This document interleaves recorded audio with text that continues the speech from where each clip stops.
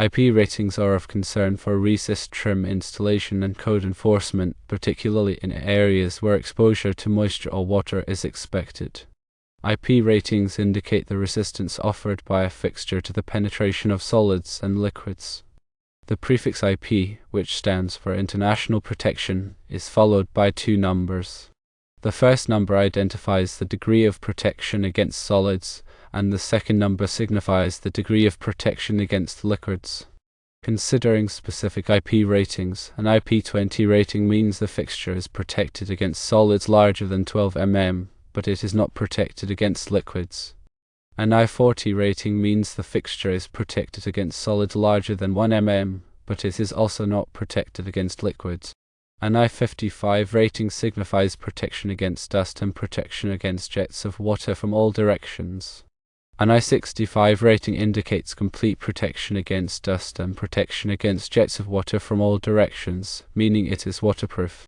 IP20 and I40 rated trims are not suitable for installation in bathrooms, outdoor areas, or any location where moisture or water exposure is likely. Using them in such locations could lead to potential code violations, especially in areas where moisture resistance is required. On the other hand, an I55 rated trim is suitable for areas with limited moisture exposure, such as kitchens or outdoor areas with protection from direct rain. An I65 rated trim, being completely waterproof, is suitable for outdoor areas or bathrooms with high moisture levels. These ratings are compliant with building codes in areas where moisture resistance is required. Building codes typically specify IP ratings for electrical fixtures in areas where moisture exposure is a concern. For example, the National Electrical Code, also known as NEC, requires luminaires in bathrooms to have a minimum IP rating of 44. When installing recessed trims, it is important to verify that the IP rating of the trim is adequate for the intended location. Install recessed trims with I55 or I65 ratings in areas with moisture exposure.